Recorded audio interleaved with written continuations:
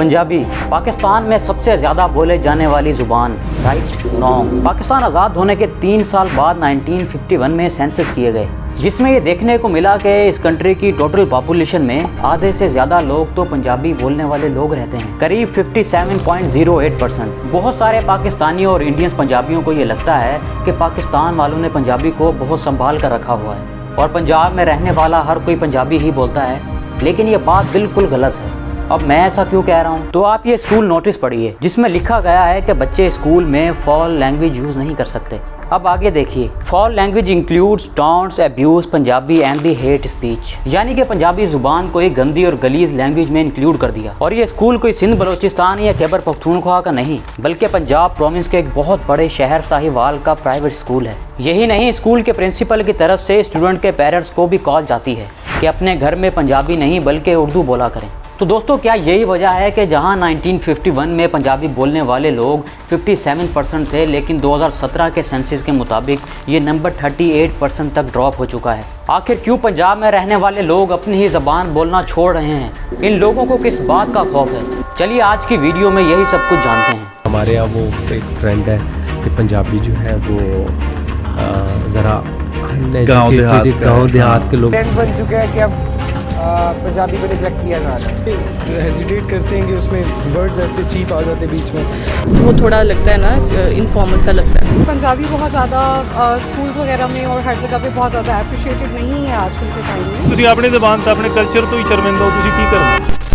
पाकिस्तान के इंडिपेंडेंस के बाद पंजाबी लोग स्टेट और सोसाइटी के हर लेवल्स में काम करने लगे, फिर चाहे वो पॉलिटिक्स हो, ब्यूरोक्रेसी हो या मिलिट्री, जो कि हमें आज भी देखने को मिलते हैं। ये अलग बात है कि वो सब आपस में जो कम्युनिकेट करते हैं वो उर्दू लैंग्वेज में करते हैं। खैर, जब से हमारी नेशनल लैंग्वेज उर्दू बनी तो पंजाब प्रोविंस में रहने वाले पंजाबियों ने इसे पढ़ाने पर पाबंदी लगा दी। 1980s तक आते आते कुछ इंटेलेक्चुअल्स ने पंजाबी में डेली न्यूज़पेपर शुरू किया, जिसका नाम था सजन, जो कि पंजाबी जुबान में पब्लिश किया जाता था। इस न्यूज़पेपर को बनाने के पीछे सिर्फ एक ही मकसद था कि पंजाबी जुबान को बचाया जाए, कहीं लोग पंजाबी को भूल ही ना जाएं, क्योंकि हर बुक या न्यूज़ तब उर्दू या फिर इंग्लिश में पब्लिश हुआ करती थी। सजन न्यूज़पेपर के पब्लिश होने के बाद अनफॉर्चुनेटली ये सिर्फ 20 माह तक ही चल सका, क्योंकि ना तो इसे गवर्नमेंट की सपोर्ट थी और ना ही किसी प्राइवेट सेक्टर की।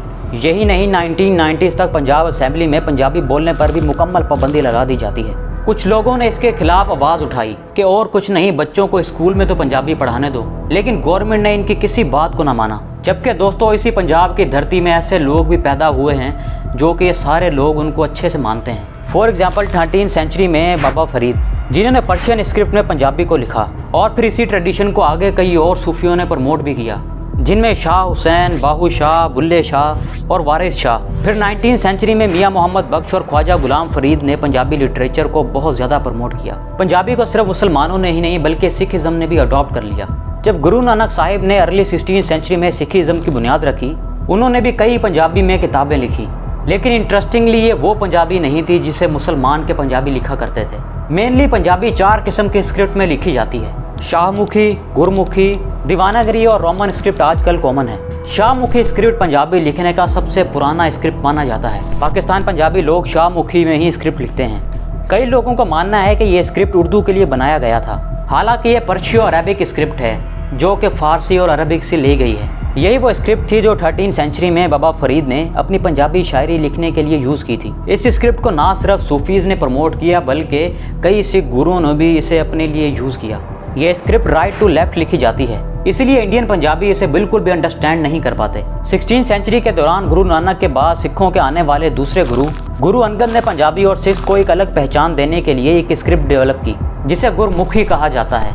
गुरमुखी का मतलब है from the mouth of gurus, यानी कि गुरु के मुंह से निकले हुए अल्फाज। गुरमुखी इंग्लिश की तरह लेफ्ट टू राइट लिखी जाती है। सिखों की हॉली बुक गुरु ग्रंथ साहब में भी गुरमुखी स्क्रिप्ट का बहुत ज़्यादा यूज़ किया गया है। जहां गुरमुखी ने पंजाबी लैंग्वेज को एक अहम पहचान दी, लेकिन वहीं इसकी वजह से कई नुकसान भी हुआ कुछ यूँ कि मुस्लिम पंजाबी इस लैंग्वेज को समझ नहीं पाता था और ना ही उसे पढ़ पाता था। इसी वजह से सिख पंजाबी और मुस्लिम पंजाबी के दरमियान एक कम्युनिकेशन गैप आ गया। फिर इसी तरह हिंदू पंजाबी ने देवनागरी को अडॉप्ट कर लिया। फिर ब्रिटिशर्स ने जब इंडिया पर रूल करना शुरू किया तो 1849 में राजा रणजीत सिंह के मरने के 10 साल बाद ब्रिटिशर्स ने पंजाब पर कब्जा कर लिया और सबको फोर्स किया गया कि पंजाबी जगह उर्दू बोली जाए। उर्दू को पंजाब की आर्मी में स्टेट लैंग्वेज बना दिया गया। और गवर्नमेंट के छोटे मोटे लेवल्स पर भी इम्प्लीमेंट कर दिया गया। बस फिर क्या था, 19वीं सेंचुरी तक इसका ये रिजल्ट निकला कि हिंदी को हिंदुओं के साथ एसोसिएट कर दिया गया, उर्दू को मुस्लिम्स के साथ और पंजाबी को सिख्स के साथ। ब्रिटिशर्स की पाकिस्तान में रहने वाले पंजाबियों के जहन में ऐसी छाप छपी कि आज पेरेंट्स अपने बच्चों को अपनी ज़बान यानी कि पंजाबी ही नहीं सिखा रहे। इसको लेकर 2002 में एक स्टडी की गई जिसमें लाहौर की यूनिवर्सिटी के कुछ स्टूडेंट्स शामिल थे। तो देखने में आया कि बहुत सारे स्टूडेंट्स जिनका ताल्लुक पंजाबी फैमिली से था वो अपने आप को पंजाबी नहीं बल्कि उर्दू बुलवाते हैं। और जब उनसे उनकी वजह पूछी गई तो उनका कहना था कि हमें खुद को पंजाबी कहते हुए शर्म आती है। गुजरांवाला में जो फेस पंजाबी बोलता है ना, उसको जाहिल गवारा समझा जाता है। और ये ज़ुबान सिर्फ हंसी मजाक के लिए ही अच्छी है, ना कि पढ़ाई लिखाई और अपनी आइडेंटिटी के लिए। वहीं कुछ स्टूडेंट्स का ये कहना था कि पंजाबी बोलने से ऐसा लगता है कि जैसे हम कोई पेंडू हैं। अपनी ज़बान क्यों नहीं बोलते? पेंडू पेंडू लगता थोड़ा थोड़ा। फिर 2021 में इस्लामाबाद में एक और स्टडी की गई। ये स्टडी करने का मकसद ये था कि आखिर पता चल सके कि पंजाबी लोग ऐसा सोचते क्यों हैं।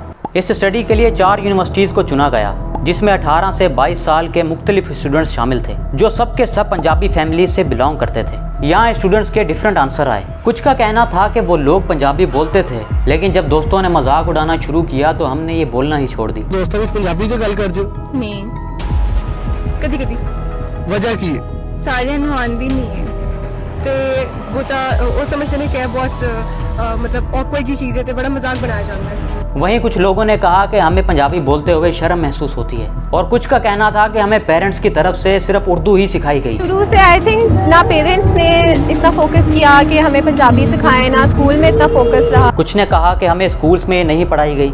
हालांकि दोस्तों दूसरे प्रोविंसेस सिंध और KPK में बच्चों को स्कूल से ही उनकी ज़बान पढ़ाई और सिखाई जाती है। इवन के सिंध में सिंधी सब्जेक्ट और KPK में पश्तो एक कंपलसरी सब्जेक्ट है। और पंजाब जो आबादी के लिहाज से सबसे बड़ा शहर है उसके एजुकेशन सिस्टम में पंजाबी लैंग्वेज है ही नहीं। स्टार्ट में मैंने आपको बताया था कि कैसे पंजाबी बोलने वाले लोग कम हो रहे हैं, तो कहीं ऐसा ना हो कि इस ज़बान को पंजाबीज़ खुद ही ख़त्म कर दें, जो कि हमें पाकिस्तान में दिख भी रहा है। आज से आप ये अहद करके उठिएगा कि अगर आप पंजाब में रहते हैं और आप पंजाबी हैं तो आप अपने घर वालों और दोस्तों के साथ पंजाबी ज़ुबान में बात करेंगे। और जो पेरेंट्स अपने बच्चों को पंजाबी नहीं सिखा रहे उनसे मैं कहना चाहूँगा कि इस ब्रिटिशर माइंडसेट से बाहर निकलें, अपनी ज़बान पर प्राउड फील करें और अपने बच्चों को भी करवाएं।